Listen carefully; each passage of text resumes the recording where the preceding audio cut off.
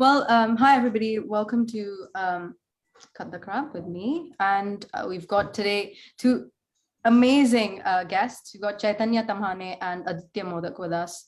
I'm super excited because ever since I watched the movie, I was like, I need to speak to one of these people about the movie. Aditya, obviously, I got in touch with through Facebook and we had a conversation about the movie. But I'm so lucky that I'm getting a chance to speak to Chaitanya today because the movie, I told you before this, it completely it surprised me because of the accuracy with which you have portrayed not just the topic, but just the other things that are related to the music, the way somebody sits on stage or the way somebody holds an instrument, like those things, for just from an artist's perspective, they really make a difference. Whether you like the film or not is different, but those kind of things, it just showed so much genuine intent from your side. So that first of all struck me, and I was just like, wow, I haven't seen something for a long time where somebody's portrayed this world and they've got these small details so accurate. So that was amazing for me. And then the second thing was seeing Aditya and knowing that he's a part of our community and that he's gone and acted in this, and then he's getting such great so many people are now talking about him, they know him. It's a matter of pride for us all to have you going into this, being a part of it, and then winning awards. And it sounds crazy for us because you're winning awards for acting and we're here like, whoa, it's blowing our minds. So it's been amazing seeing that. So welcome, thank you for being here. It's a massive honor. Thank you. Thank you for inviting us. No, I have too many questions, so I'm gonna just go ahead quickly with the first question. Is to Aditya first.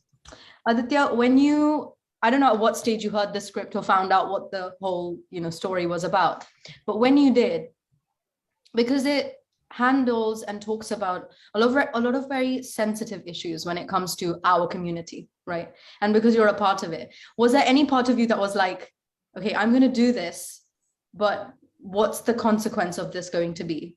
Is this going to tell people in our community that I also believe in everything that's being shown in the film? And did you ever think, oh, is this going to affect my Hindustani classical, career? Absolutely. So first, to honestly tell you, when I first read the script, I asked Chaitanya, because it's very difficult to believe when he says that he's not from this field, or he's not much into classical music before this. Because when I first read it, my first question was like, where did you even hear these conversations? Like, what amount of research he must have done? It's really phenomenal, because of course we all know these conversations that happen between your guru, or maybe between your artist, or the jealousy that we have sometimes, or all those things. But it happens in a very intimate environment during your talim sessions and stuff like that. So it's phenomenal kind of research to understand and write a script on all these issues. And like, apart from the workshops where he was teaching me how to about the acting stuff and all that stuff, we had lots and lots of conversations. He was kind enough to spend a lot of time with me, and definitely I had all these questions, like how I'll be perceived, or like what should I be doing. But he kept on making sure and telling me this, like what that character is. And absolutely, like we were talking about, right, when I saw that, it's a very universal character in a way, and who no one talks about. Everyone is talking about someone just came, something great happened, and then he's just a star all of a sudden. It never happens. Correct. It only happens like they just show it in movies. It never happens like that, and this is something which you see day in and day out, and something written and shown and doing a film about that. So definitely I was like, yeah, it's an amazing thing. Yeah, and amazingly, you've led me on to my next question.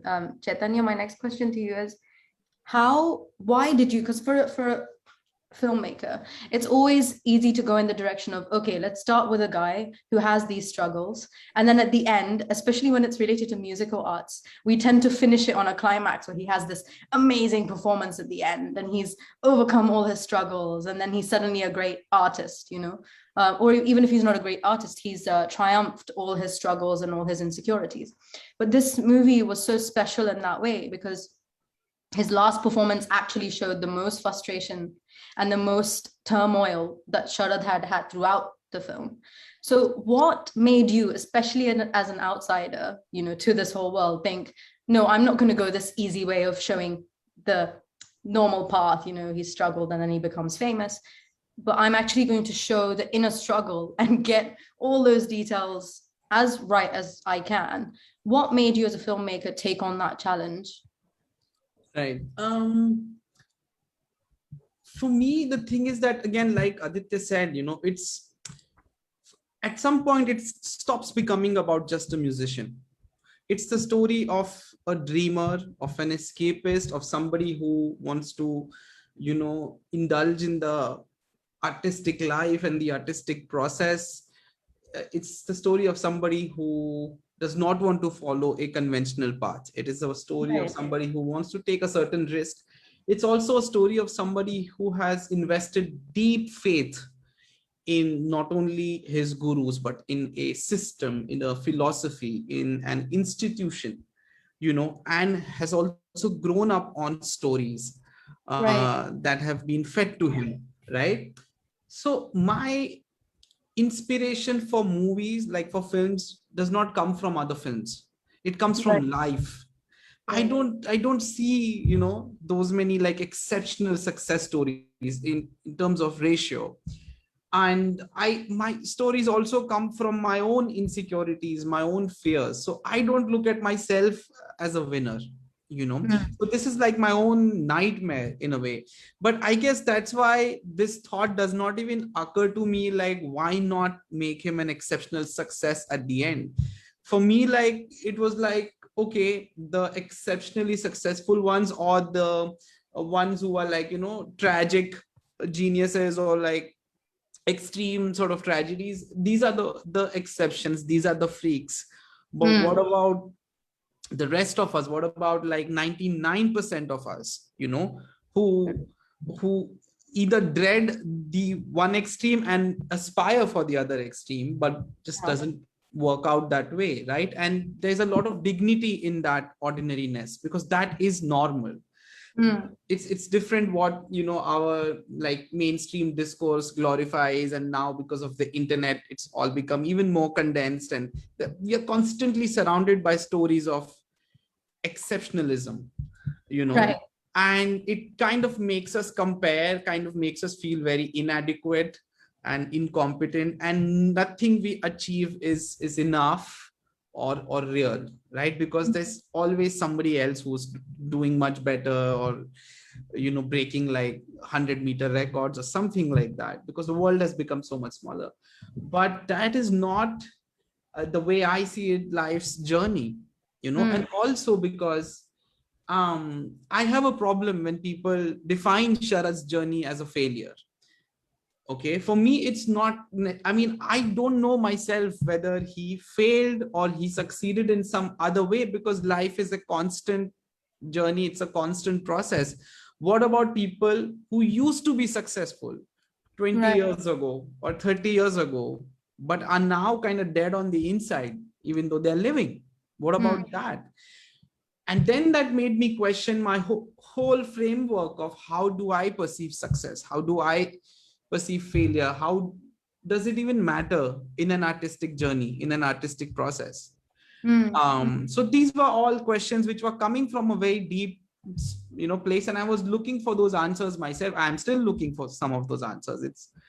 It's a process that keeps going on. So that's why, you know, even if it was set in the world of Indian classical music, which has its own peculiarities, which has its own sort of, you know, elements which can also add great drama to a story, I felt like this is the way I want to go, you know. And again, it could have been the story of a ballerina or a basketball player or an entrepreneur for that matter. And this part of it wouldn't change the essence of it, because it's actually an adaptation of a play I wrote called Grey Elephants in Denmark, which is the story of a magician and a mind reader. You know, very different art forms, very different challenges, but the essence was this, because in that one, this guy wanted to break away from this cliched, hackneyed image of a top hat and somebody pulling rabbits, you know, from a hat. And you say you're a magician, people are like, yeah, come for my birthday, kid's birthday party, you know. And he wanted to do something more with that art form, but he could not. So in that sense, this story and this conflict is very universal, but it's true also that you don't get to see it that often, because we like stories of excesses, we like stories of heroes, but it's kind of become a bit boring now after so many hundreds of years of the same story. Definitely. And also, like, I do just want to tell you, I know you keep saying that this is not about an Indian classical musician, it's not about this world, and I completely agree with you. But at the same time, as a person who comes from the community, when I look at it, like, I'll give you my own personal analysis. This is not about anybody else. When I look at it, I told you, it made me feel like you said everything through the film that I've wanted to say about the field, whether it's about Indian classical music or just generally human beings. It doesn't really matter, but you unknowingly or knowingly, you know, you've basically just said everything that a lot of artists want to talk about. And unfortunately, how the structure is, or the system is, in our community, is that we are taught to, kind of how Mai says, like, this is your time to just stick to this and not think about anything else. But we are encouraged not to speak out as much, you know, kind of. This could be more of a peculiarity of this field, I would say. It is. You know, I don't like to say it out loud, because then a lot of people tell me that you're just singling out our community. But one of the reasons also for that is that we are a very small community, like very small. You know, we all know each other. We may not sit down and talk to each other every day, but we all know each other's names, you know. So it's a very, very small community. And the people who we see are now maestros or legends or panditjis and ustadjis. Those are exceptions, right? There's a whole lot of people who are going through the journey or the struggle that Sharad went through. And so I wanted to ask you about the motorbike scenes, because those were the scenes that resonated with me the most. I mean, he's in this world with Mai. It's almost like Mai is talking to him and only for him. And he's riding the bike and it's completely silent.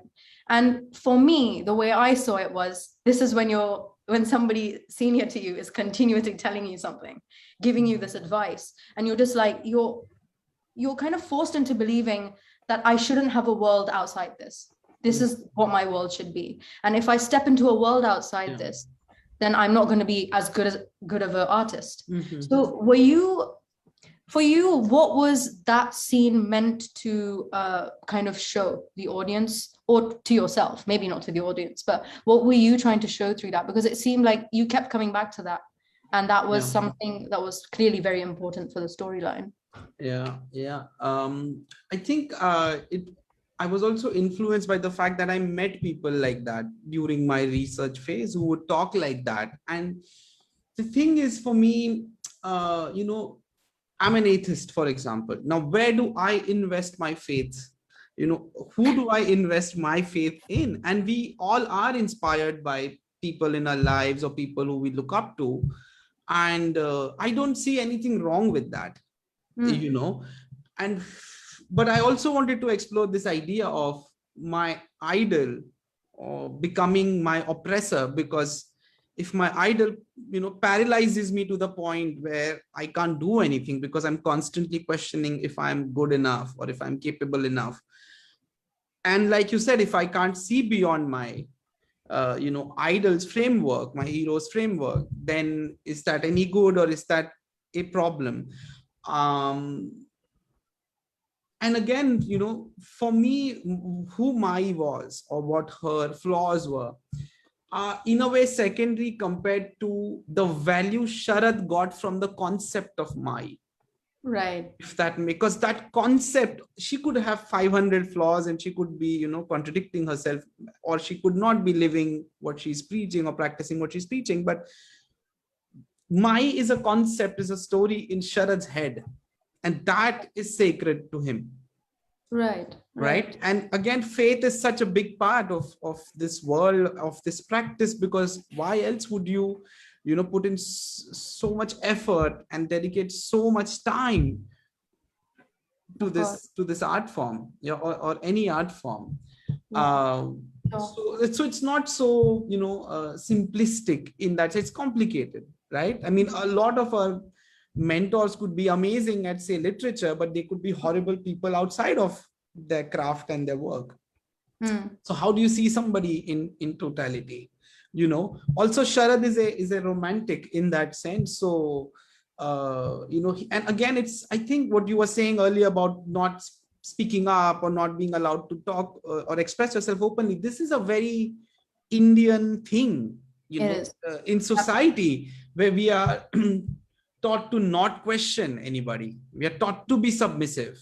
We are taught to and again, there are certain things that I don't think you can learn unless you completely submit to a guru. I also am not denying the power of that tradition, but in 2021, like you're asking, we need to ask certain questions, and we need to see things with all their nuances, and it's not so sort of binary, whether either you're in it or you're out of it. But again, it's so complicated, because now when I was interviewing, even the gurus, they were like, yeah, but the students have no faith these days. They're busy guru hopping, which could also be true, where the levels of anxiety generated by what we were talking about in these times, it could also be true that, because there is also a problem of breadth being misunderstood for depth. You know 50,000 things, but you don't know anything properly. So, and there are no easy answers to these questions. So what I'm trying to also do through the film is to explore these questions for my own self. Absolutely. Beautifully done. Aditya, I want to ask you, was there anything, I mean, does one scene specifically stand out, or a moment from the film that you were like, this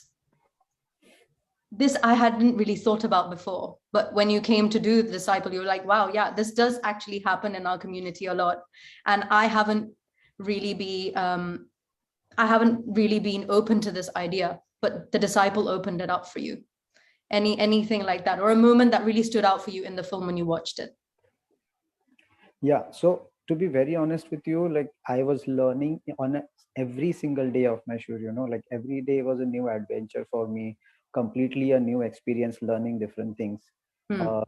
So I remember each and every scene so vividly, when I did, because, and when I watch the film, it's a completely different experience for me, because every scene takes me back to that particular day, or where Chaitanya's notes and stuff.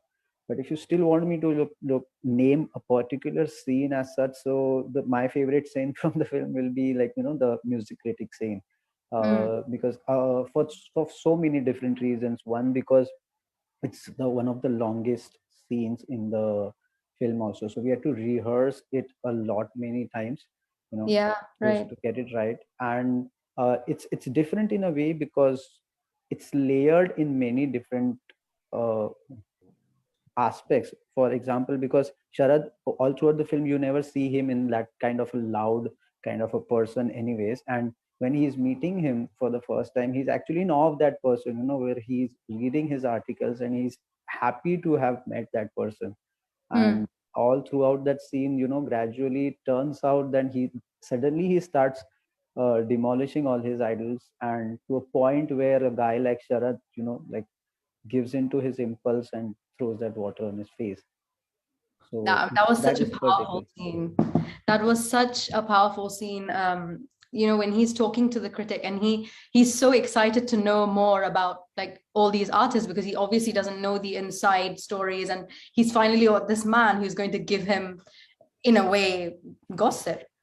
So he was just there like, I want to know more. And then finally, when he does, there's some sort of, I just can't accept what you're telling me, and I don't want to accept it, because like Chaitanya was saying, there's that belief in his head, and he so strongly believes in it. that somebody is straight up coming to him and telling him your beliefs are wrong. You know, whatever you've thought in your mind is completely wrong, and I'm going to come and completely mash that up for you. You know, Absolutely. And it happens with a lot of us, where I remember when you meet some of your, not idol per se, but some seniors, who you look up to, and they start sharing things with you about some people's journey or some artist journey, and you are just, astonished to know, okay, this side of the whole the field, as well as that particular artist as well. And mm, it's enlightening but disturbing, and so many different emotions at the same time. it's amazing. Chaitanya, what was your process when you were looking for Sharad? What were you looking for in Sharad? And I mean, it's amazing, obviously, that you got a vocalist to play it. But was it more important for you that this person knows what emotion you're trying to find in this movie? Or was it that I need to find somebody who can, once I do find them, they can really act? What was more important for you? Right. I mean, the thing is, it's such a difficult role to carry that you can't really plan for it. Like, okay, this is the approach I'll have, that it has to be somebody who can, you're really just shooting in the dark. Yeah. I mean, we were kind of told by our friends that this is going to be an impossible film to cast for. Okay. How are you going to find these people? And again, I must tell you, we audition actors. We really tried, to make our lives easier, but we realized that they won't be able to do it because to memorize that music, and because of the form that I have, which is long continuous takes and wide shots, and they're going to collapse. They won't be able to perform, and it's almost impossible to memorize and to perform that with conviction. I mean, it's okay if you're cutting every 2 seconds, every 3 seconds, or you only have a bandesh and you're doing something dramatic, then it's fine, you can get away with it. But to do it authentically and to respect the temporality of the music, to respect temporality of cinema and the kind of shots we had in mind, it was. So then what do you do? And again, we are restricted by the language. It has to be somebody who can speak Marathi, and somebody who is interested, and the look has to fit this, that. So yeah, we basically audition every single Marathi speaking musician of that, age group. I mean, plus how many auditions did you take? How many auditions? I don't remember, but a lot. Like there was like a team of 3 or 4 people who, not only in Mumbai, but travel to many different cities, and would keep like looking on YouTube, on Facebook pages, and asking people for recommendations. And every time there would be this hope, like maybe this is our Sharad, maybe this is Sharad. Yeah. But it's like, and we would reach a certain point because you're like, okay, the look is amazing, the look is perfect. Okay, it's very nice person. Okay, very excited. Okay, great musician. But for all those boxes to tick, because somebody might collapse in their first round of audition when they have to act. Right. Sometimes it's even happened the first round, they knocked it out of the park. We loved it. Second time, it was just not the same. There was no consistency. When we gave them lines, they couldn't do it. So it's also a process of elimination. What was that like one thing that really stood out in Aditya when you took his audition? He has a gift for acting. Really, we didn't have to work very hard with him. The other gift that he has, which I don't know if he realizes, he's a chameleon with his face and with his looks. I mean, I think he looks pretty damn convincing in the later parts of the film when he's playing. I mean, and every mustache we tried on him, every kind of styling, makeup. Even like somebody asked me the other day, like, was that a fake tummy in the last scene of that it was like, and I was like, no, that's like his real stomach, And apart from that, he was just very open and very enthusiastic to, do whatever it took, because he was like, yeah, I'll do it. So I told him to like psych himself out and keep listening to my steps, like during the prep phase. He was like, yeah, I'll do it. He just did it. We told him that he'll have to lose 20 kgs and then gain 20 kgs. He was like, he has no concept of fear in his head, or he doesn't think about, like, oh, what about this? He's like, yeah, now that I've decided to trust you guys, I'm just going to do it. And he was very dedicated, very sincere, and also very sensitive and very sharp when it came to understanding the script. I didn't have to explain the script to him. And he's also smart enough to know, like, to tell me, like, listen, I'm not this guy, I don't exactly relate to him, but I have been this guy at different points in my life, you know, Right. from the first chapter, from the second chapter. And Right. so we also knew that this is not like we've not cast him because he's like the guy, but he knew that he's going to play this guy. And again, when it came to the music, you know, to perform as Sharad, you really need to be a lot more intelligent than Sharad musically Right. to do that. Of You course. know, so his communication with Anish Pradhan and the other musicians, and he really was up for all these challenges. And because there is a physical transformation, there's a psychological transformation which he's going through. And but my point is, even after we chose him, there was no guarantee that this is going to work out. You can't predict till we get on set, until we do every scene. We don't know how it's going to turn out. You know, because it's not a unidimensional character or a one note character. There are many different shades. So every scene when we would be shooting it, I was like, okay, how is he going to do this one? Like the critic scene you mentioned, such a critical scene, his reactions are so critical. Yeah, I just want to mention something that blew my mind in this movie. Was there are so many scenes where, for example, the camera's on Sharad, but somebody else is talking, and usually a director would then pan the camera to that person, but you don't do that. And that, for some reason, left such a massive effect on me, and I'm sure on other people, because what you were showing was just Sharad's reaction to that person speaking. And you saw that especially in that critic scene, because he's talking and his expression changes from, okay, curiosity to, okay, I'm a little bit uncomfortable now, to, okay, you know what, I hate you. Like you can just see the transformation in his face. The camera's completely on him the whole time. I could not have prepared him for it, and I couldn't have predicted. So I was blown away on set. I was like, this is insane what he's done, because you see like a mental journey, but only on his face, and he's not like emoting in a very loud manner. It's the same when, you know, he's accompanying Guruji at this posh concert, and he doesn't get a chance to sing, and you try. So again, it was one of those scenes. So no amount of rehearsal that we had done could have prepared me, you know, to know what he was going to do. And it's also the magic of being in the moment on that day, and that take, you know. It was amazing. That scene as well, the one that you're talking about, where he's playing the Tanpura and Guruji kind of just ignores him, you know. And his expression is that of complete, he's shattered inside. He's completely shattered. But it's never loud. Like anything in that movie, nothing in that movie was loud. Which is what I loved about it. You can just see it through Aditya's expressions, through Sharad's expressions, you know, that he's just so shattered. But I also want to ask you another question, which is the settings of each of the performances, the competitions.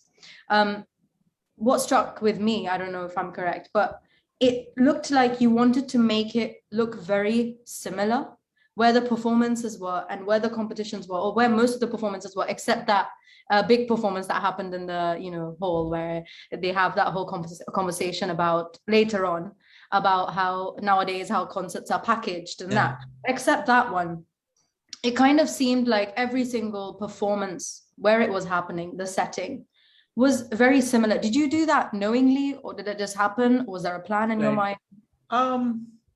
No, I mean, yes and no. I mean, we did try to, you know, lend every location its own unique character. Like the lake one is very different from, say, you know, the opening scene, or which is very different to, say, the competition, the youth competition, which is a bit like all over the place and messy, and, you know, they're getting the guy on the wheelchair, and there are people who are like not so serious. So yes and no, because we knew that this is kind of, you know, the range in which we can deviate, because the kind of performer, the kind of musicians that they will only be performing in certain kinds of venues. You know, so we knew that. And this also what you get from observing Mumbai, which has a very dynamic, very alive you know, subculture of classical music and different kinds of concerts and performances. So there is like, you're going for some kind of texture, some kind of contrast, and yet you have to be authentic to the kind of spaces that they would perform in, but it also has to translate well on camera. Like it has to have a cinematic quality to it, even Right. if it's dirty or grungy or whatever. It still Right. needs to be a cinematic kind of Hmm. messy. I want to ask both of you this question, because again, I'm going to keep going back to the same thing, because this is about, essentially on the surface, about this guy who's in Hindustani classical music on the surface. I've spoken to a lot of people, or I've seen loads of posts after Disciple came out, talking about how much they love the film. And then there's some about how they thought it was slow, that's okay. Then they thought that it was not showing certain parts of this community. A person who wants everything to be shown in one movie, whether it's a glamorous performance or a performance like what you're saying, where a Sharad would go. Obviously, a Sharad would not go to all the high profile concerts. He will go to some very small, more Betux type gigs, right? But how did you guys know that you were going to get this kind of criticism from this part of the community? And did you think that it was necessary at all to respond to them? And if you did, how did you, and what would you say to these people if you had to say anything? Anybody can go first. Aditya, you can go first. Because I want to specifically ask you about, what did people tell you after they watched the movie? Musicians specifically. Right. So to begin with, so if you look at this film, if you look at the story, it's a small story about this particular guy, but it is very complex in a way, which makes it such a layered and a big story in a way, where there are so many emotions that are involved, right from where he is surrendering himself to his master, his guru, or then he is suddenly jealous about it. He is attracted with someone, then he is suddenly, confused with himself. At one point, he is doing good, in that Guru Purnima scene. That is one performance. That's the only good performance in the film that Right. he manages to give. So all these, different emotions are in this film, and apart from that, also, that if you look at this film, it is a very complicated, a subject in a way, also presented in a very subtle manner. So definitely it will have a lot of people, interpreting it in a different way, and of course I had expected, because especially when you are telling complicated things in a subtle way, everyone is open to their own interpretations, and we should respect that, absolutely. What I personally also feel is, the way we look at films, in particular this part of the world, this is just my observation, is we Right. try to look at two things in every film. Either there should be something great fantasy happening, either all throughout the film or maybe at the end of the film, or if it's not happening, then there has to be some message which is being given through the film. But if you look at all the other films, internationally, the language, the cinema is used as a language to portray reality. That's Mm. how it is done. And maybe this part of the world, we are not so used to seeing that particular kind of cinema, where we are just expecting something, we looking at that protagonist as a hero rather than, just the subject of that story. So definitely I personally felt that there will be always, these kind of interpretations as well happening. But Mm. personally, when I read the script and when I see the film, I think that it's like epitome of realism, what you can show in this particular field of Indian classical music, in Yeah. a subtle but as well as more straightforward way. Yeah. Absolutely. Chaitanya? Uh, yeah, this there are two or three ways in which I can approach this question. Right. It's a naughty question. Let's put it that way. Okay. To ask a creator, like, what do you have to say about the criticism of your work? The thing is, one way of looking at it is that the worst nightmare of a filmmaker is that nobody talks about your film, that nobody cares. So Absolutely. at least that's not the case. Like the people you're mentioning, they got us the views on Netflix. They saw the film. They felt compelled enough to talk about it, to write about it, to have arguments about it, that means somewhere it's done something to them. That's good enough, Right. The more such posts they write, the more people watch the film, Absolutely. because their reaction could have also been they saw it and blah, I don't want to talk about it, it's just forgettable. But they spoke about it, so that's a good thing. I'm thankful to them, because in a way what matters is for us to be able to do the next one is the amount of views we get. That is your work relevant or not? Did people watch the film or not? Absolutely. And these people are contributing to it, so we are thankful to them. The second way of looking at it is that, like Aditya said, I believe in giving agency to the viewer. I grant them intelligence, and which is why there is this space for you to infer, and arrive at your own conclusions rather than me telling you what to think. And which for me is also the beauty of art, which is like, it's not the same object or the same meaning for two different people. You have your own interpretation, somebody else has their own interpretation. So one has to respect that, and that's what we went for. And now if there are people who don't like it, it's fine, or they have certain issues. But the third way of looking at it also is the aesthetics of the criticism. Like what is it that they're criticizing, or what is the point? Like, so if somebody says that this music has not been portrayed in a good light, or like somebody, like a music teacher called my mother saying my business has been affected because now students are getting demoralized after watching that kind of criticism, makes me chuckle a little bit. Yeah, definitely. I mean, I've had conversations where somebody said, yeah, it's a good movie and this has been shown well and that has been shown well. But, why would somebody look at this and want to do Indian classical music and dance? And I was just like, but that's not, I mean, why should the filmmaker take responsibility? Exactly. I got a couple of phone calls, where join. people told me, do you think that a lot of young musicians will not try to pursue this kind of music or run away from this music? And I'm like, really, you think so? Yeah, eye roll. What's the film again? This is what I said. Complete eye roll. Like, I just, what do you do? But I have, I really think that it's also, we are at this point because of social media and all of this, where we think that even this, it's not like writing a script like this or making a movie like this is going to push somebody away from wanting to be a musician.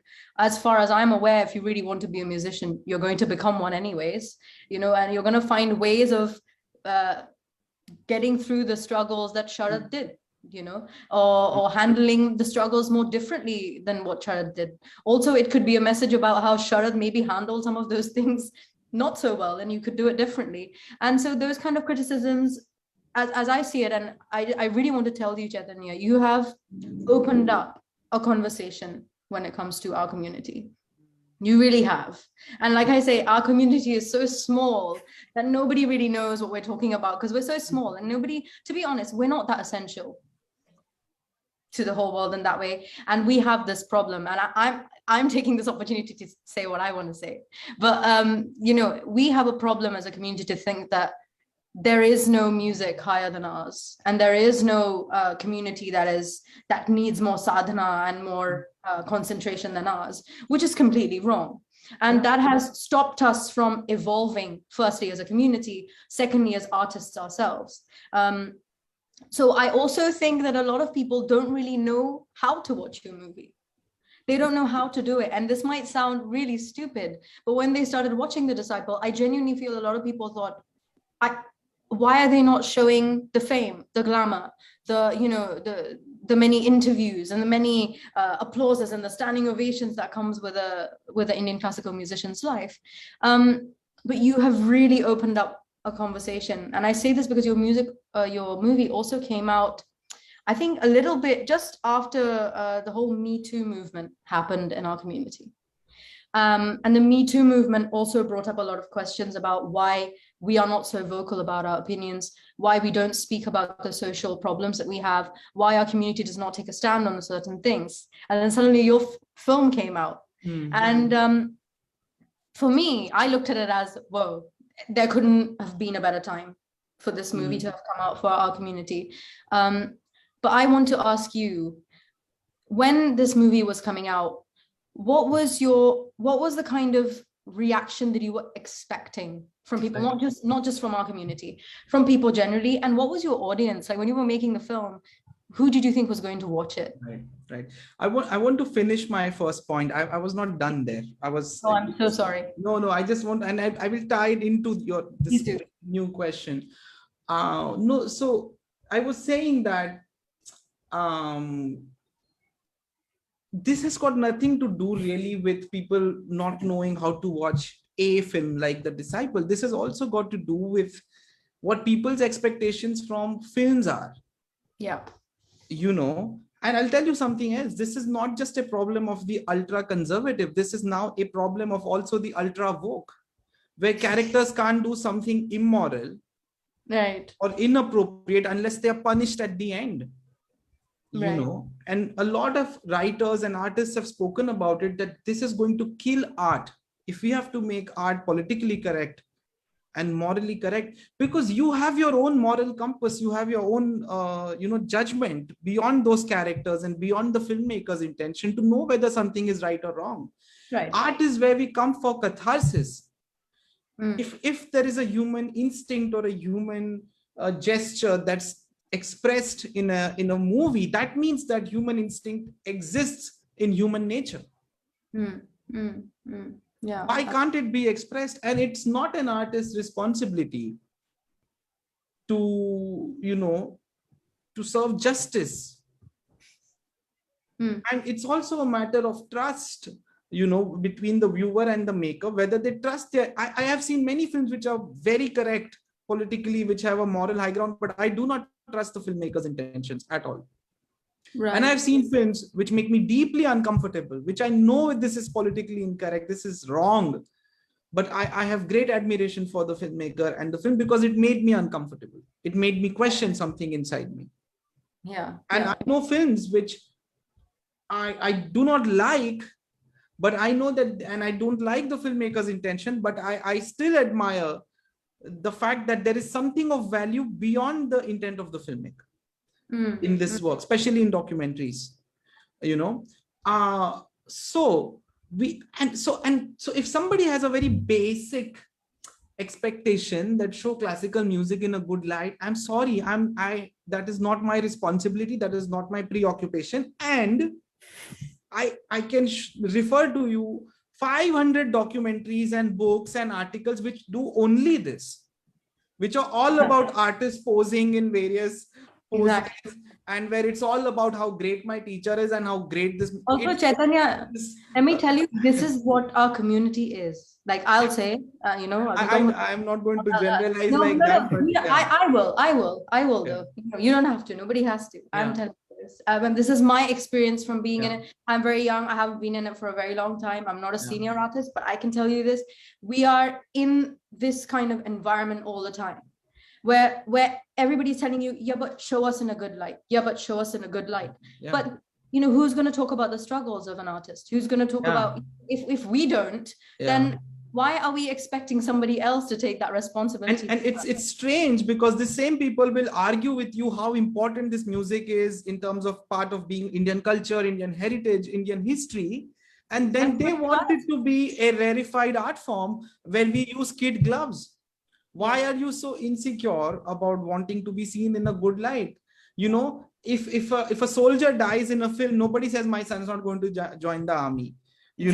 If a doctor does something evil in a film, nobody says, oh, now my daughter's not going to be a doctor. This is showing them, medical profession. I expected that from court as well, but the judges were very progressive.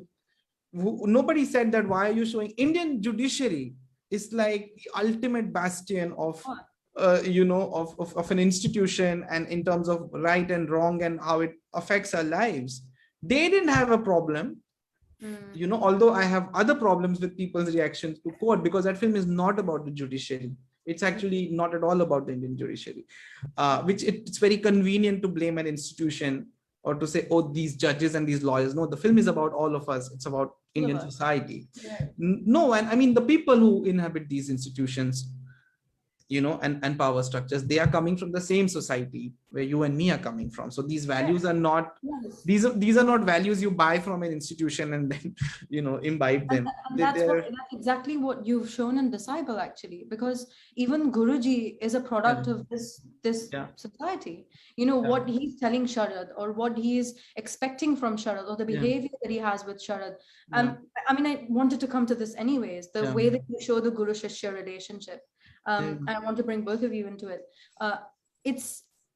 You're showing that Sharad is very close to Guruji, in the sense that he's always there. He sees Guruji all the time, but there's a certain distance between them. They're not, they didn't actually have one meaningful, very okay, I'm here to listen to your problems conversation in the movie, except that one conversation in the car where Guruji said, what's wrong with you? Are you upset? That one, barring that one conversation, there's nothing else actually in the film that tells us, okay, they have a really nice relationship. So I wanted to ask you, was that intentional? Did you just go with the flow? What did you want to show through that? Yeah, it was intentional, because that's kind of what I got when I spoke to a lot of students, that, and especially like if you come from a more old school model of Guru Shishya, that this is how it was, and that a lot of it was non-verbal. Right. A lot of it is actually just one yes, or just one word of praise, or just a gesture or a look. And that we didn't have we didn't have the courage to like open up in front of our gurus in that way. And yet there's a great amount of deep respect and affection, of course. Right. So it was that kind of a relationship.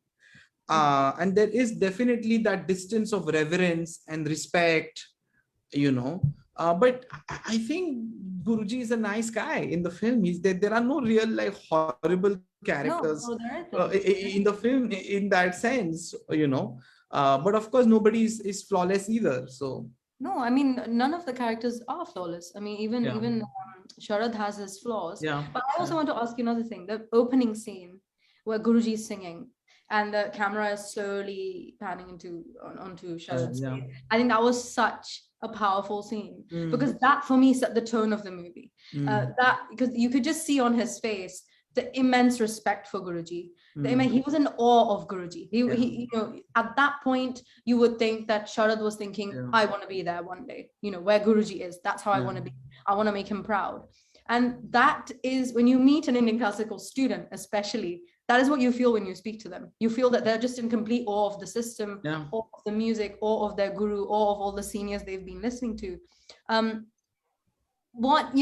just want to ask Aditya, what did you feel like you were living a part of your life when you were playing these these parts, some of the parts?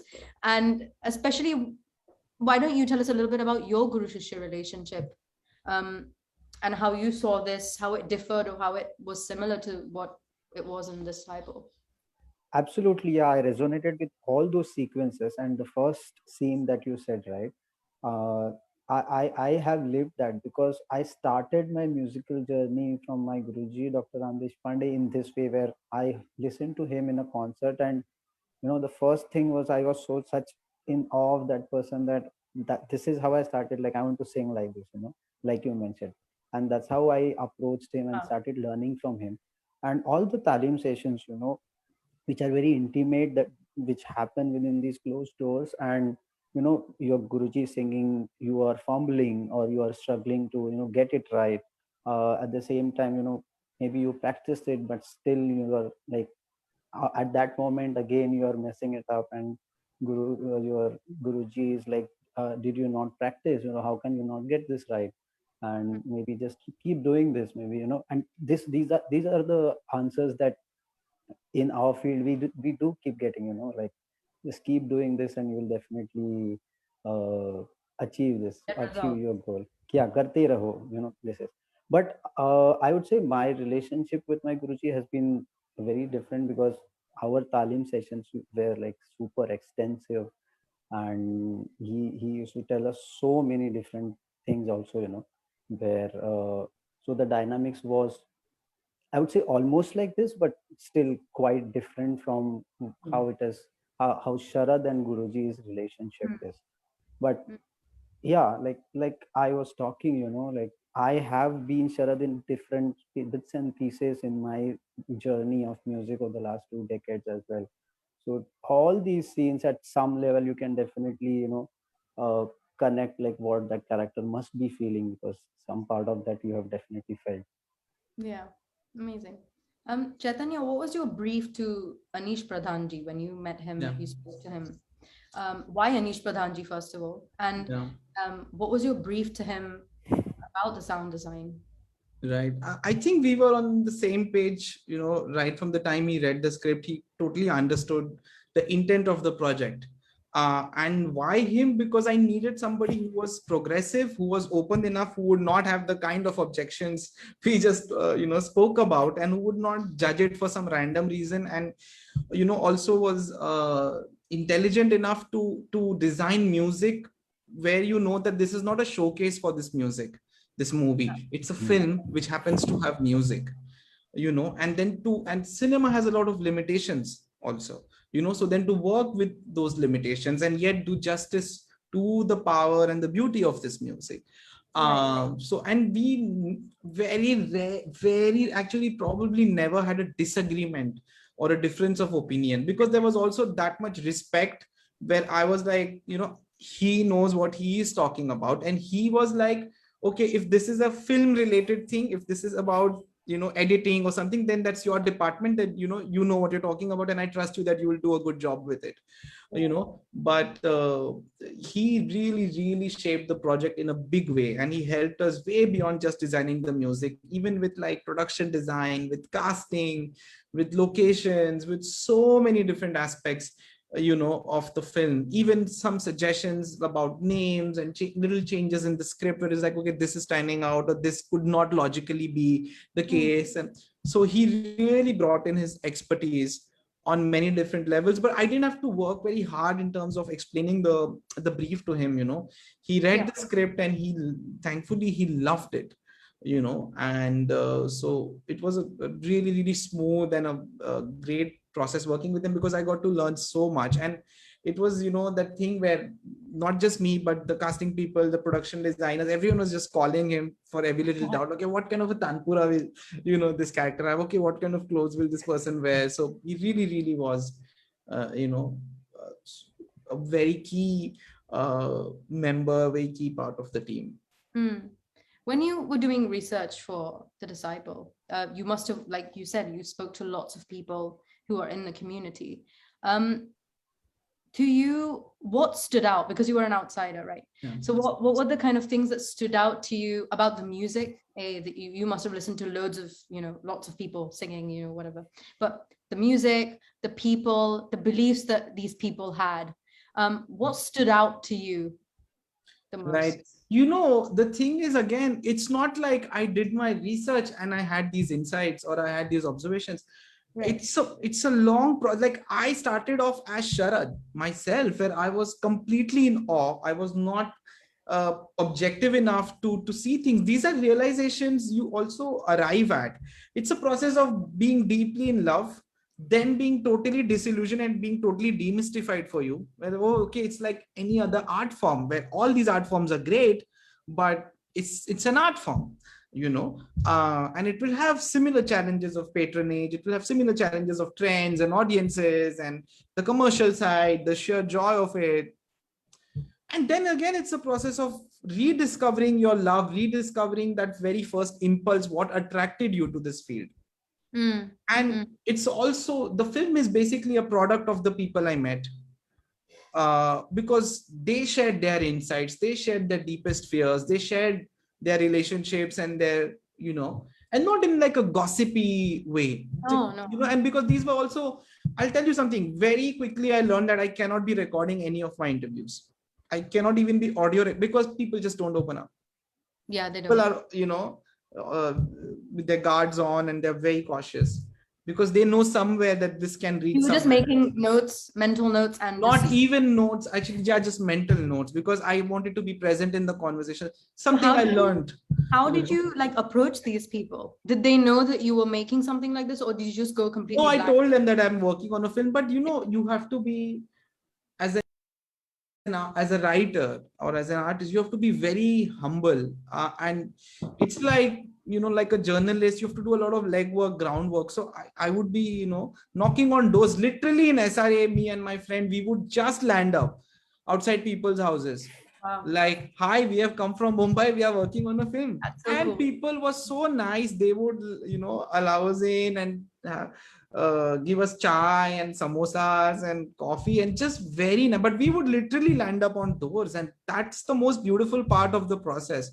I've traveled to like the slums of Delhi to meet some, some musician, and I've, waited outside bungalows for, but something. So again, it's very cool. You know where my research started? It started in Annapurna Devi's house. That's the first place I went. Amazing. That's super cool. I, of course, did not see her because she was in her room, but the student who had arranged this meeting, he was like, whatever your favorite flowers are, please take those flowers and keep them outside her room, because, it's the kind of respect I have for her. And it kind of came a full circle, because this student was a consultant on one of the days on a shoot. And that was the day, unfortunately, when Annapurna Devi had passed away.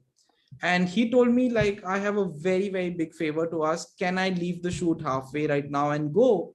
Because I never saw her alive. This is my last chance to see her, because right now are her last rites.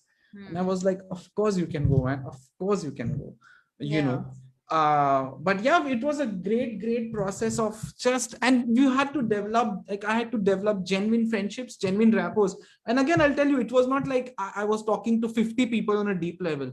I was talking to only maybe say 2 or 3 people, on that level. And that was good enough for me, because at least there was depth and there was authenticity. Right. I would like to give a big shout out right now to Bahauddin Dagar, who not a khayal practitioner, but he really influenced me in many ways. Our conversations have seeped into the script in many ways. And he was really one of those, you could almost say like a collaborator on the script in that sense, because he also doesn't know how he's influenced and shaped the script, but he gave me a lot of time. And I interviewed students, I interviewed musicians, but I knew one thing: I'm not going to interview a single famous big musician. Why was that though? Because I was like, I could be wrong, but I had a notion that they would give me the kind of answers they would give to the press, or that they're very used to, like, answering kind of answers they give questions. And I was like, yeah, that's just no, and that's just not the world of this film. This film is away from that world of glamour and success, and then they don't have the same problems that these people have. Bahauddin Dagarji is a very well-known figure in our community. Yes. And the fact that he was so open to discussing things with you is amazing. And the thing is that he's been vocal about so many things, Chaitanya. He's one of the biggest, one of the first voices that actually came out from the senior batch of people when it came to the Me Too movement, because as a woman, it made such a difference to me. That movement was his voice. He wrote a big, massive post about that. And it's not that just writing a post makes a difference, but it does in a community where that doesn't really happen much.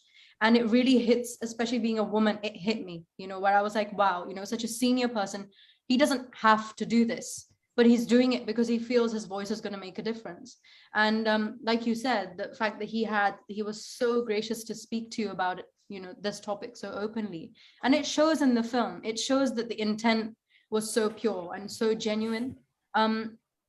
Did Aditya and Chaitanya, what kind of conversations did you both have about the film? And Chaitanya, what did you tell Aditya when he was playing Sharad? What are the kind of things you were expecting from him?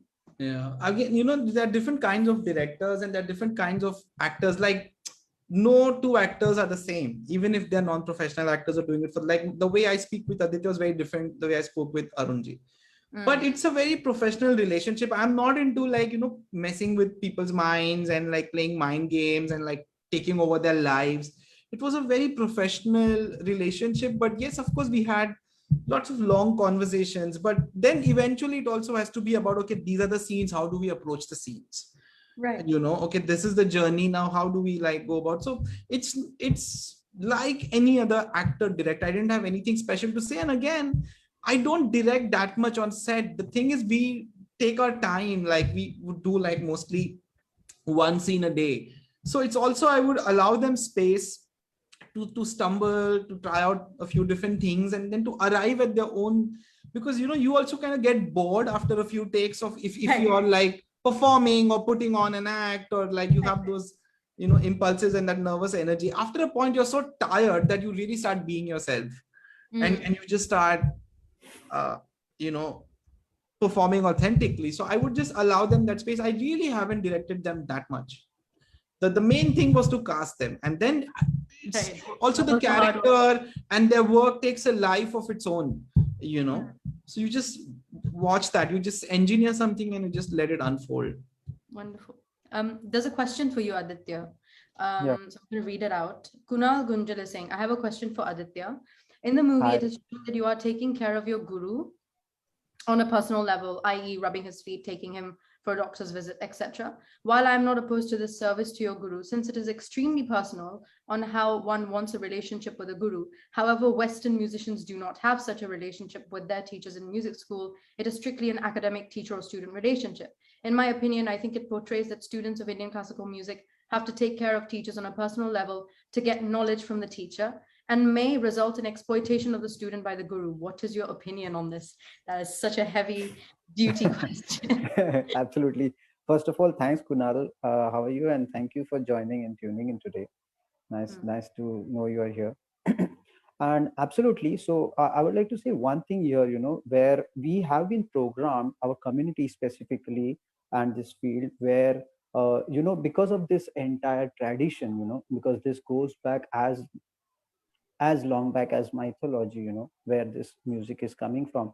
So we have a lot of things which have direct relevance or a connection with spirituality, and maybe divinizing a lot of things, and then this guru shishya parampara. But if you look at the same, if you go to the Western world, the culture is a little bit different, where they have the same amount of respect for all, like all artists or maybe the elderly and all. But there they also treat everyone as normal human beings, and they accept everyone to be as normal human beings. They don't just keep divinizing everyone. But we have this kind of maybe culture as well as a programming that has been happening, where we just, even if we are learning from our particular group, we just create that particular idol in our mind. And what happens when you do this is, then you just close your eyes and you follow that person blindly after a period of time. It's more important to keep your eyes wide open and make sure that, okay, what you need to follow, what you need not to follow.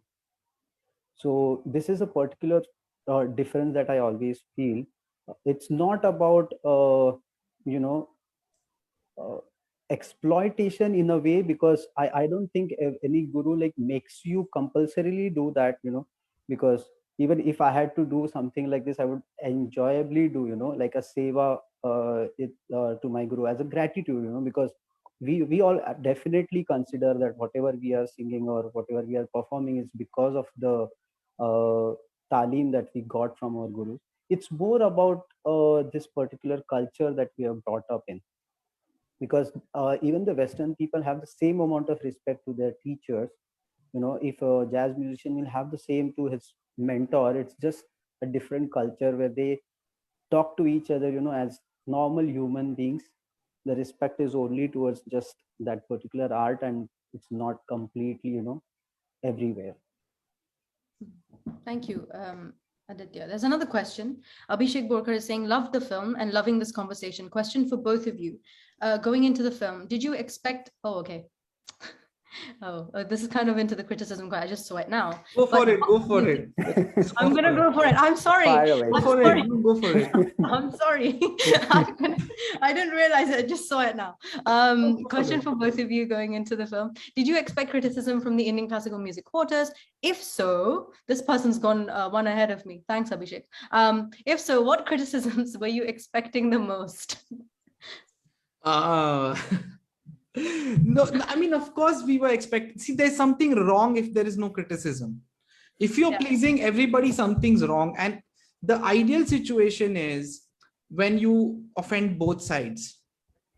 Okay, so I'll tell you, for example, and it's the beautiful part is when there's criticism which you've never thought about would come up. Okay. Like certain things you expect, like I'll tell you, for example, because I made Code, which is about caste and caste politics, and there are people who are like, anti-caste activists who are like, oh, look at how he's glorifying a Brahminical tradition. And then there are people from the Indian classical music, oh, look at him, he's showing our tradition in the wrong light, So, and that makes me happy in a way. Like, okay, maybe I've done something right. Something right. Another, like, scene that so many people have spoken to me about is the masturbation scenes. Oh my God, I wanted to come to this. Why are you getting to it now? I wanted to ask you. Because it's an integral part of that discourse around criticism for the film. Go ahead. Like people like, yeah, the film was nice, but those scenes were unnecessary. Those scenes were not necessary. I was doing an interview with Alfonso, joint interview for the UK. You're in the UK, right? It's playing in the theaters.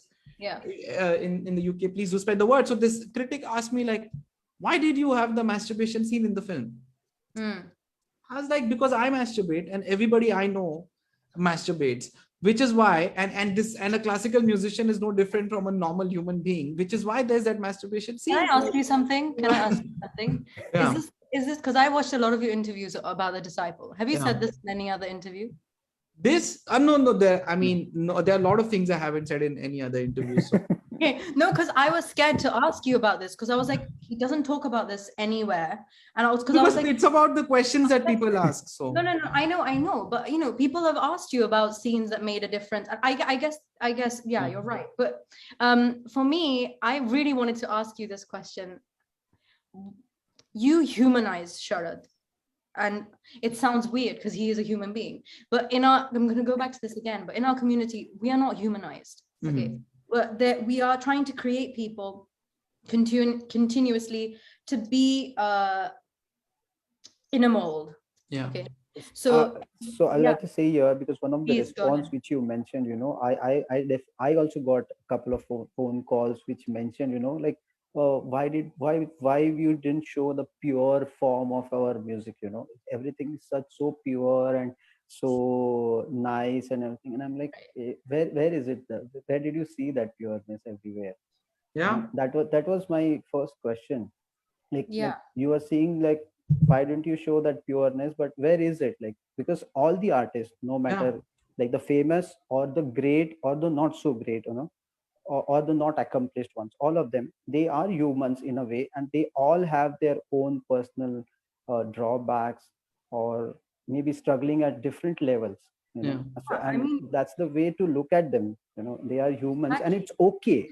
Because see, as an artist, we should only look at I have an uncle who stays in the United States, and a lot of people keep saying, ki, Are Madhur Dixit is not a great human. Like, for an example, hypothetically, right. Or this person, this actor is not a great, and he keeps telling them, there are so many other human beings. You can look at those human beings. Look at Madhur Dixit only as an actor. Why you have to look at Madhur Dixit as a human being? It's like that. So you need to also compartmentalize. If that particular artist is good in arts, just look at that. Yeah, I mean, yeah, you and I should have this conversation some other time, because that's interesting what you just said. But I really want to say that the way that you've humanized Sharad, and the very fact that Aditya played the character, I can tell you, Aditya, a lot of people must have been like, whoa, Aditya did this on camera, actually played the part, and actually masturbated on screen. Like, that's crazy, or played a character who does that. And I wanted to ask you, did you actually get that criticism, Chaitanya, from anybody? Somebody actually asked you, saying, why was there a need to show this? Yeah, absolutely. I mean, I'm not very accessible to a lot of people, so it's kind of at all. It's kind of limited, but I do. My mother will call me up. My mother will call me up and be like, "Arey, my friend said this," or some interviewer sometime will ask me like, "Oh, why did you have this?" But yeah, the thing is also, what we need to understand is, like, at least my work, I can tell you, it's not a scenic decay. It is a story of a disciple with all it's not a generic universal story of every disciple and this music at large. There cannot exist such a film. We can only, I feel, study the whole, by studying different parts, and it's not a finite journey in that sense. There are so many, my films issues can never be exhaustive, and I'm not here to make a film to expose something or to be like, okay, I want you to these are not thinly veiled propagandas or like a tick box of the research I have done. This is a story about a living, breathing, hopefully, character, and that has a life of its own, and there will be certain things that will be included and certain things that will be excluded also.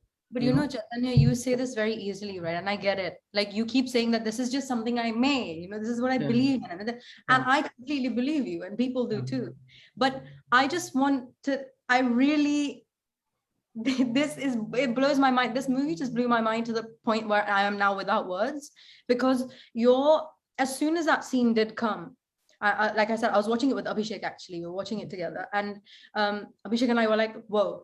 And it shouldn't be like that. We shouldn't be like, whoa, this is shown. It shouldn't, but we were like that. And one of the reasons for that is we are conditioned to think like that, Chaitanya, in this community. And I don't want this conversation to seem like we're only talking about what we're conditioned to be in this. The music is beautiful. This music is what keeps us glued to being what we want to be. But there are so many things that has really, really made us closed-minded people. It has left us in this identity crisis. I have friends, acquaintances in this field who will tell me I am having an identity. I don't know whether to be myself or to be the person that this community wants me to be.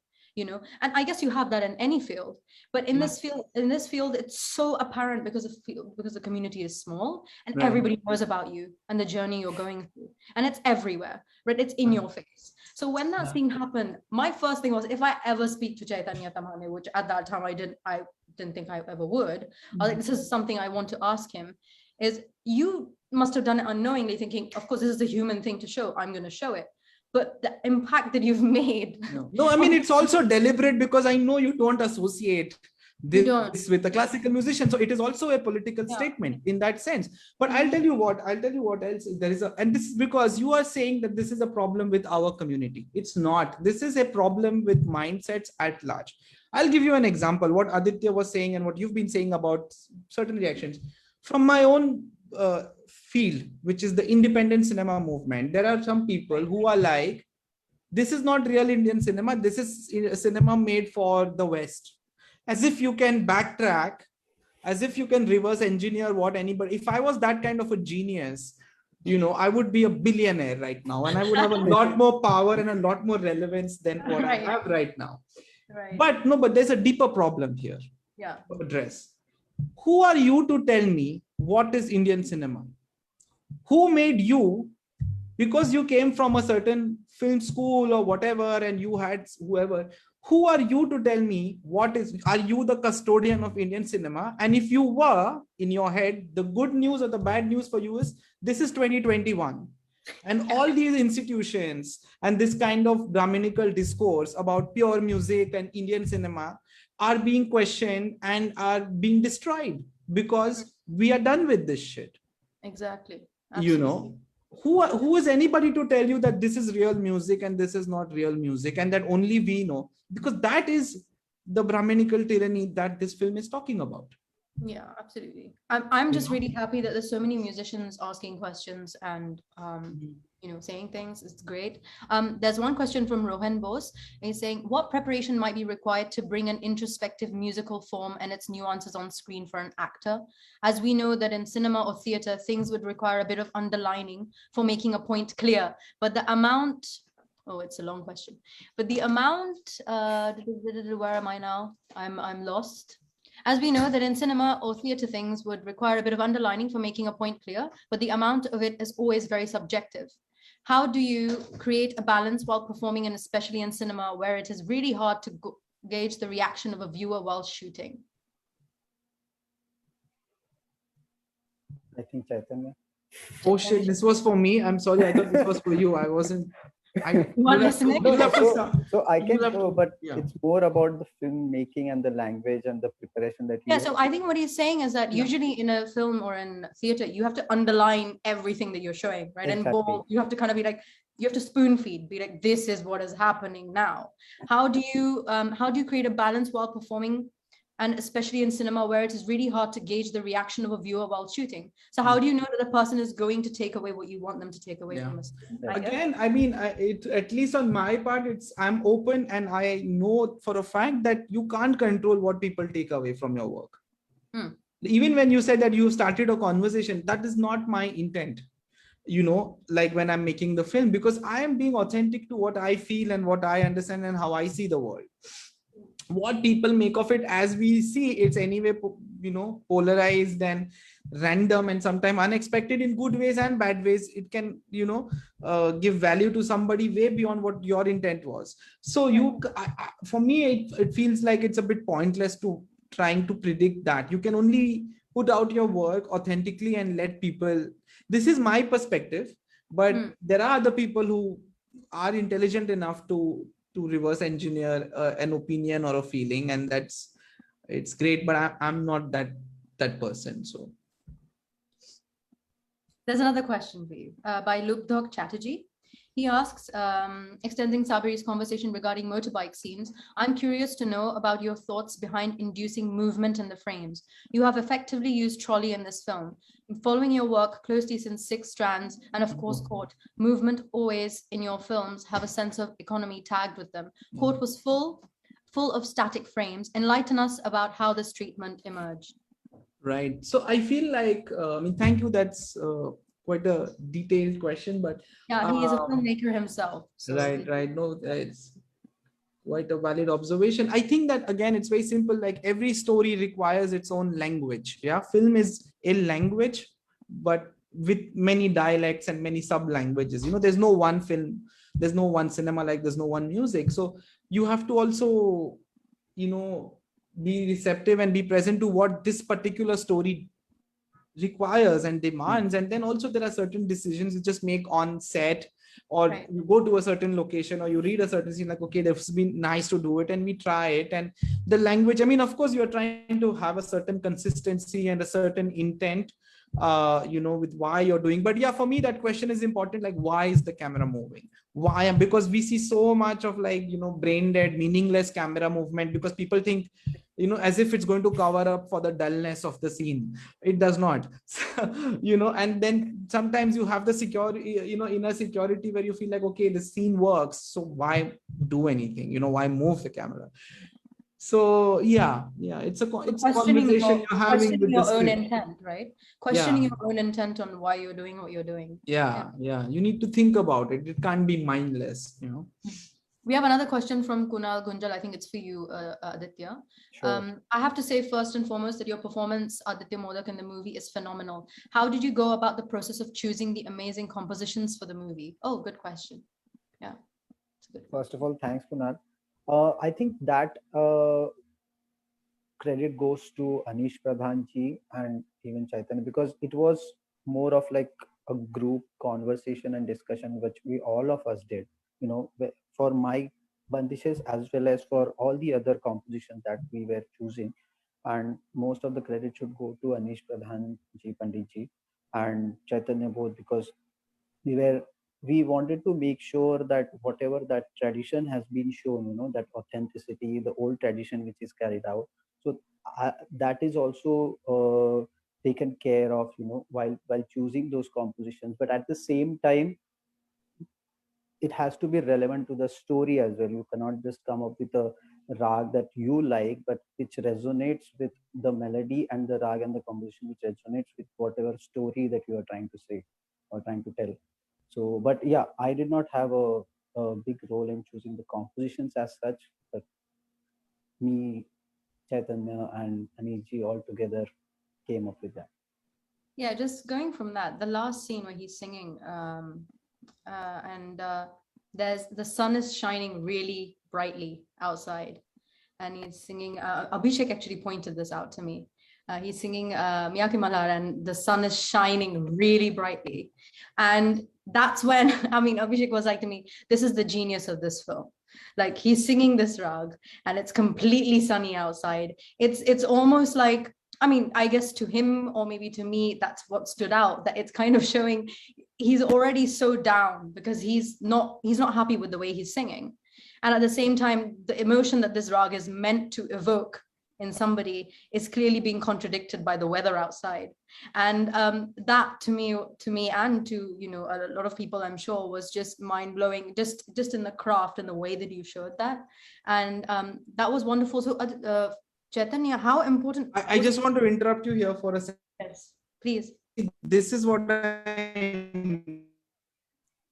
Okay, I think Chaitanya, am I clear and smooth to you? Because it's my internet. Chaitanya, we lost you in between there. Am I stuck? You're okay now. You're okay. Now you're okay. I'm okay now? You're back. Yeah. So it's a classic example of somebody taking, like, you know, value from a piece of work way beyond the intent of the filmmaker. I mean, I'm so sorry to break, you know, this Abhishek's bubble. I don't want to, because I want him to be with this. It's a beautiful idea, except that's a street light. It's not the sun. It's like a night scene. But now, by saying this, I have robbed Abhishek of this beautiful idea that was generated in his head. Yeah, but I think, you know, whether it was a street light or not, I think his Yeah. point was the fact that there was light coming in. Yeah. Maybe he didn't say sun. Maybe I just made that up. Correct? Okay. Then we are good. Then If it's, he just said, I think it's the point that there was so much light coming in, so it made it look that's true. like, yeah. it made it look like the whole essence of the rag wasn't anyways coming out, Yeah. and it was just matching with Sharad's frustration and Yeah. all of that. So I don't think you've broken anything. Right, but again, it's like, it's the light that my DP wanted. Like, he's going, like, this is going to look so cool.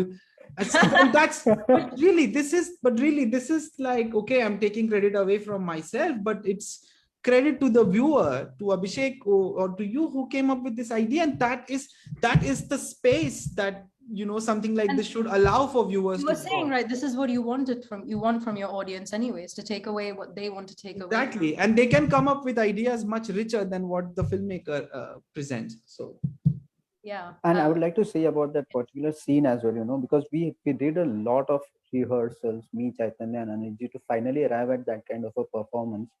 Mhm. Because again, a lot had to be said musically from that performance, you know, where there are no dialogues, where you are directly telling what is exactly happening, but the whole conundrum about his whole journey till now, you know, where his idols being shattered, his own insecurities, his confusion about everything, his own struggles, all had to be come out musically from that particular 3 to 4 minutes of the performance.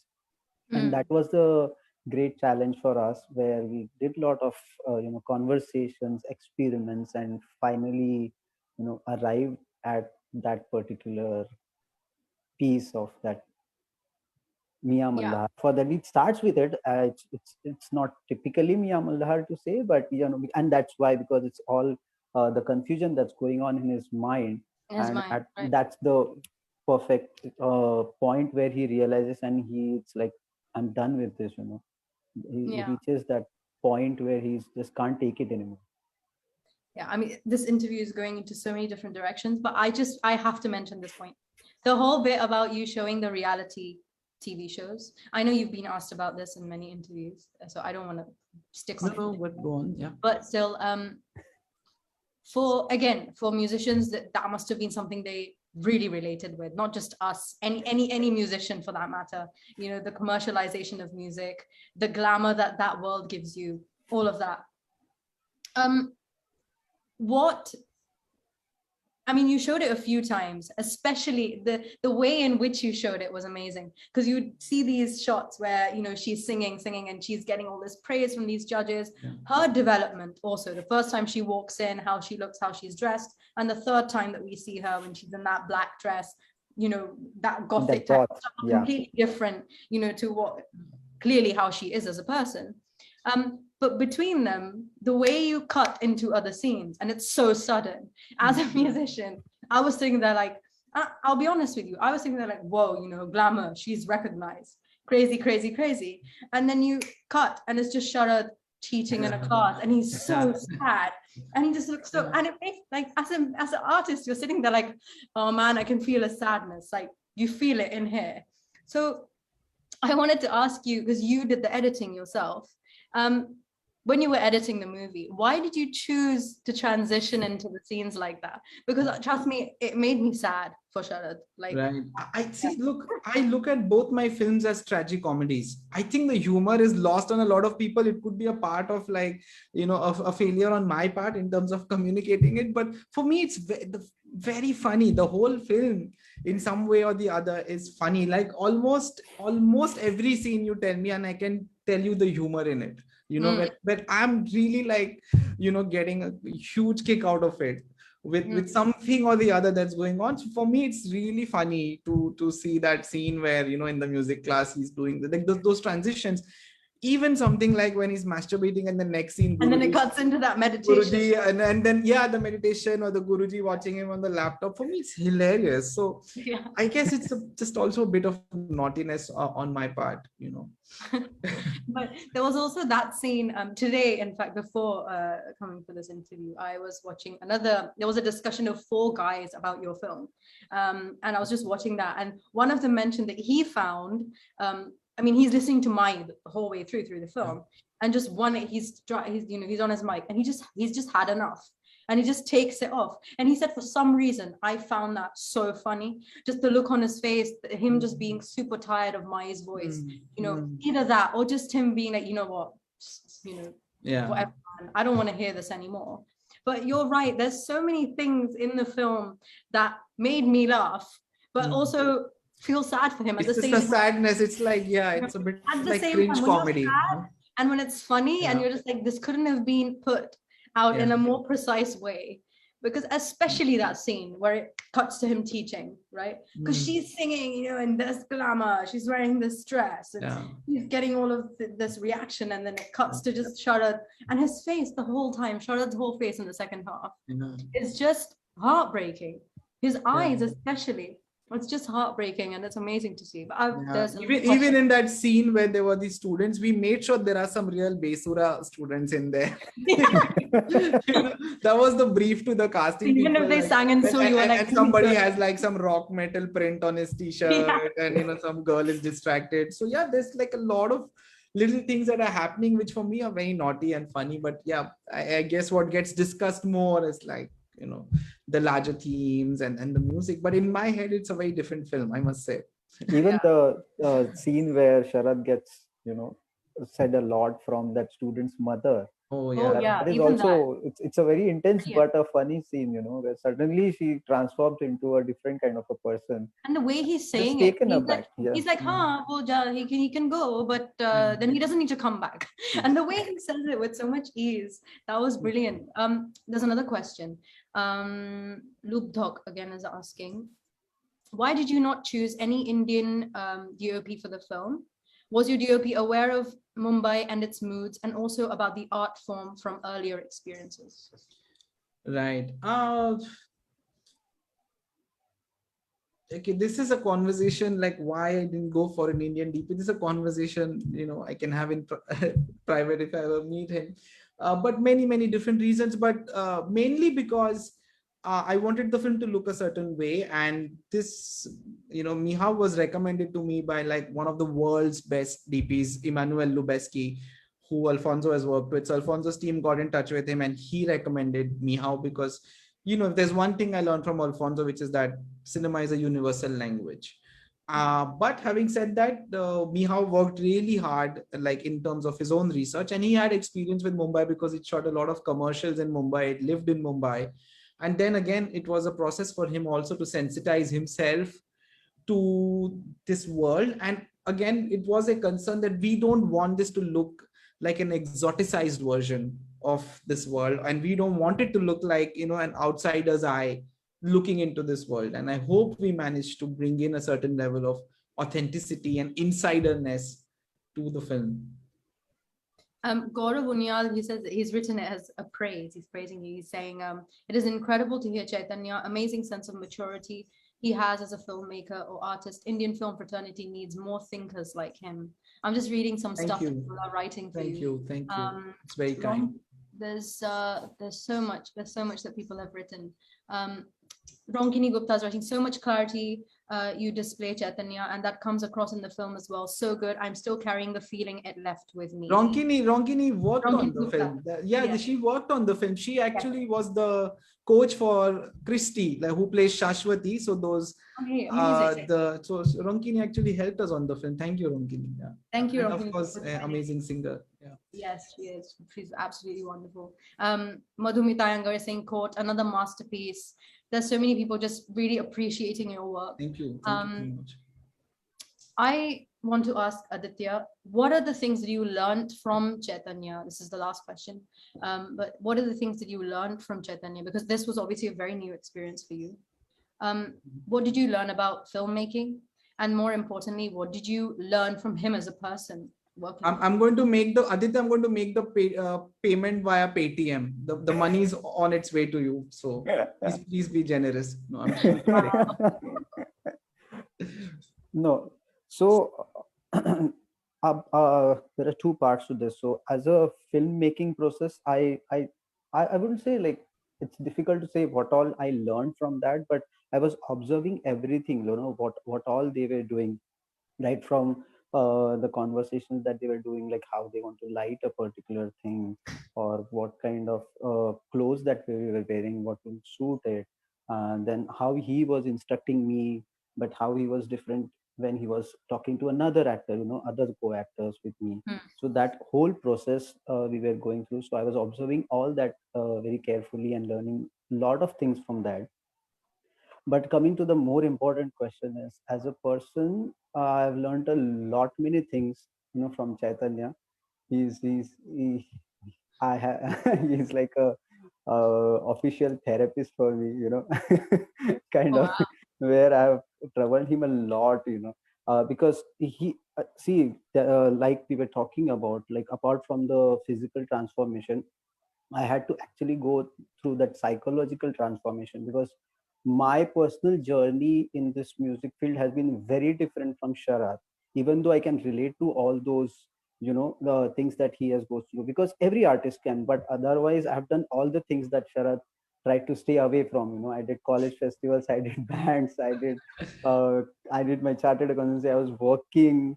Then now I'm doing acting, everything which Sharat tried to stay away from. Right. And the way Sharat thinks, I think very, very much different from my beliefs, and thinking is very different from him. But again, to play that, I had to become that particular character. And so we had a lot of conversations apart from the acting workshops, where he was teaching me how to do those things. He was continuously talking to me about what that character is feeling, because otherwise it's very difficult. Unless you feel that, you can't fake it. And if you try to fake it, you can definitely, notice it on camera. So that is one conversation, that is one thing which he kept on talking. And that's how. And another very important thing that I learned from him is, you know the importance of, preparedness, research, and rehearsals, which which I wasn't, like, we always know the importance of that, but this is something I really learned from him. The perfection and the amount of research and rehearsal that he does for any particular thing, right from, even if you want to record a particular thing, he doesn't mind spending that extra time to be sure about what he wants to do, and that is something which every artist needs to learn from him. Because at first you think that, why are we spending so much of time on this, we can Right. directly go to that thing. But now when I look back, every single hour and every single day that we have spent, where I was thinking like, itna kyu kar rahe hai, or something like that, I can feel like when I was watching the film, I know exactly, okay, this, everything is making sense and relevance now, Wow. and that is will definitely stay with me, where if you prepare and rehearse properly, in a very particular way, it definitely adds up a lot of value to the final performance that you do. Amazing, amazing, Aditya. Congratulations. I really want to say a Thank you big so much. congratulations to you. Like I said at the beginning, it was a matter of pride for a lot of us seeing you on screen and seeing you perform in the way that you did. And it was just amazing to see you and hear you as well. You know, in a Thank you so differently, much. That's very and generous. not in a performance, but hear you on a film. So that was amazing. Chaitanya, what's something that you've learned from Aditya as an Oh artist? my But God. that depends on how much he's willing to pay me now, because the tables have turned. No, what I learned from him was basically the discipline, the unquestioning rigor that he has, because this was a very, very demanding film. Trust me, even if you have all the gifts for music and acting, one had to go way beyond that, because it's also affecting your professional life, it's affecting your personal life. The process was long. It was a 8-month long, 9-month long process. So for everything that he did, he didn't throw any tantrums or make a big deal. He just put his head down and did what was needed, and with a lot of enthusiasm, and at the same time being very sharp about why it's needed and what exactly is needed. And like I said, he's a chameleon in that sense, and extremely professional, apart from being such a gifted musician, which everybody knows about. So and we really, really, like I keep saying, we got very lucky with him, because this film, for all its research and all its processes and all the collaborators that were involved in the film, he is the face of the film. He's in every single scene of the film almost. The film would have collapsed completely if there were like false notes, or it just didn't work, or it didn't connect. So we could not have asked for a better person to play this part, for real. Amazing. Thank you, Saberi, for asking that. No, absolutely. I would never ask just one of you. It's a two-way street, of course. I had to lie so much for this question. I'll ask you later what you lied about.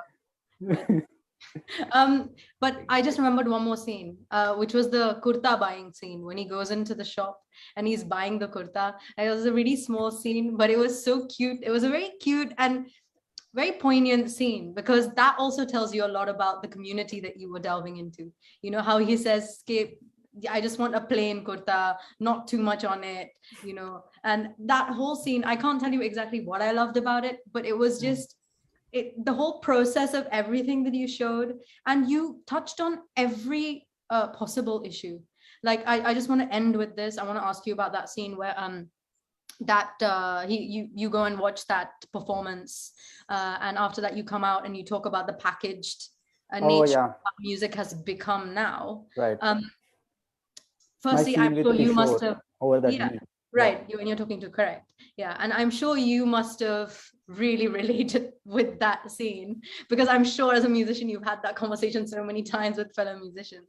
But Chaitanya, on your part, what was your thought when you were making that scene? Did you want it to seem like you're putting out opinions of other musicians, or no? It's see, again, the whole film is actually like a marriage of my own.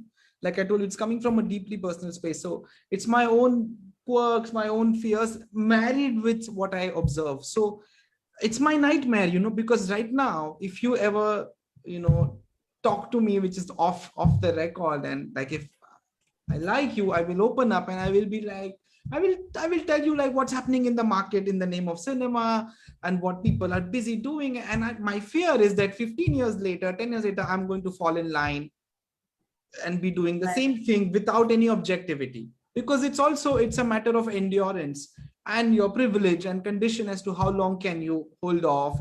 And it's gradual, like you see it in the film. It's not like, okay, now I'm a sellout tomorrow. And trust me, the more I know, the more I understand that it's the wrong way maybe of even looking at it.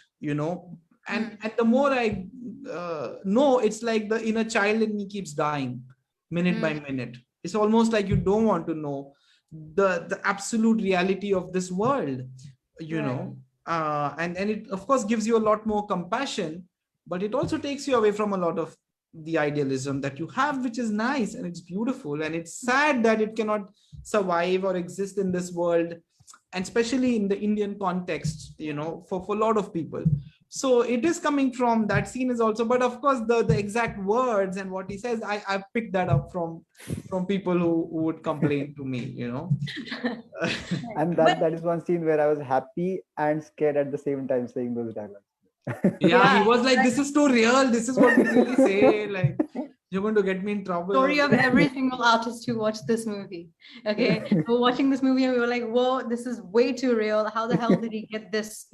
How did you get it so precise? I think that was a question I had every scene that I watched of the movie. But does this, what you just said, does this also kind of link into why you're not so active on social media?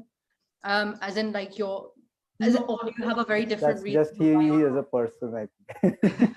Yeah, that's just me. That's true. That's just me as a person, in the sense, again, I feel like things like social media, it's very hard to so it's very easy to demonize it or criticize it, like, oh, it's all bad, or oh, it's all whatever. I think it all depends on your intent. It all depends. People were saving lives with social media during the pandemic. Yeah. People can make a real difference. People can post beautiful pictures of birds and flowers, and people can make it a personal projection platform where you're promoting your own work and putting your own horn. I'm just I'm a private person, and I find it a bit performative, and right. it starts becoming political way beyond your control, because if you spoke up about this, why didn't you speak up why didn't you speak up about this thing? Or why, if you are commenting on this thing, then why are you not commenting on this thing? Or if you're indulging in these kind of posts, then why not this? You become answerable for a lot of things, and it scares me a little bit. I feel I'm better off having real conversations and real communication, like the one we've been having now for the last 90 minutes. I was a bit scared, to be honest, because I hadn't spoken to you at all, right? All my messaging was with Aditya, and I was like, what if I'm thinking that a Chaitanya Tamhane is going to turn up to my interview and he just doesn't? Because I hadn't spoken to you. I didn't know, at the last moment Aditya's like, no, he's not turning up. I was going to play that prank on him, because he was like, are you joining? And I was like, of course not. I was going to he scared me, because the way he asked me, he was like, Chaitanya hasn't joined, has he? And I was like, but I'm not a diva. I don't do that. I don't say yes and then say no. I mean, come on. I guess that's I'm coming from not a place of some moral high ground of pride. It gives me anxiety. That's the reason. It just makes me anxious. No, but it's in my contracts that I won't promote my own films on social media. I don't post about even you never feel the pressure of doing it either. I mean, people somebody the publicist would tell me, or somebody would tell me, and again, it's not I've made a rule that I'm never going to use social media. It's again about the intent. If I find a good intent tomorrow, then maybe I'll make a page or something. But yeah, putting your name out there personally just gives me anxiety. Yeah. And to add to one last important point, what I learned from him, Chaitanya. You don't have to pay me for this, because I really mean this. One's for free. Okay. This one. No, I really mean this. Is one important thing that I learned from is how to really stay humble. And what I mean by that is he doesn't portray that he's humble. There are two, because we see a lot of artists who show that they are humble when they are not. But it's not about just speaking nicely to people to show that you're humble, but really understanding who you are as a person, accepting a lot of things and staying grounded, and also realizing what's happening and where we stand actually. And that is something which I think it's the very, very important enlightenment which every artist or every person for that matter should have. And that is something it's really I have learned, trying to learn, and I admire that in him. So much for having a reputation for being arrogant. Yeah. That's why I said it's different. About humility doesn't just mean that you talk sweetly to every people that you meet, just to show or just to please them. It's about understanding who you are as an artist and staying true and grounded to that. No, amazing. That's it's been so amazing talking to the both of you. The interview's gone on forever, I know, but I just had I mean I still have 20 other questions to ask you, but I don't want to keep you here for too long. And but it's just been so wonderful talking to the both of you. I just want to emphasize again how much this movie has, really stayed with me and a lot of other people who've watched this session. Thank you, Chaitanya, and thank you, Aditya. Thank you even more so to Aditya, because if not for Aditya, you wouldn't be here, talking to me. So Aditya, thank you so So much. you need to pay TM him some money. I need to pay him. No, At the end thank of the you. day, it's about me paying both of you something. So No. thank you. Thank Thank you. No, you for thank you. It was a having me. total joy. Yeah, total pleasure. Thank you so much. And hopefully one day, Chaitanya, I would love to sit down and ask you my remaining questions Sure. and have a conversation about this, because the topic is so close to my heart. Thank you so much. And thank you everybody else for watching. I'm going to come back with Aman Ali Bangash next episode. So I'll see you guys then. And thank you so much. Thank you, Chaitanya and Aditya. And I'll see you guys sometime soon. Thank you very much. Thank you. Thank Bye. you all. Take care. Bye-bye. Good night.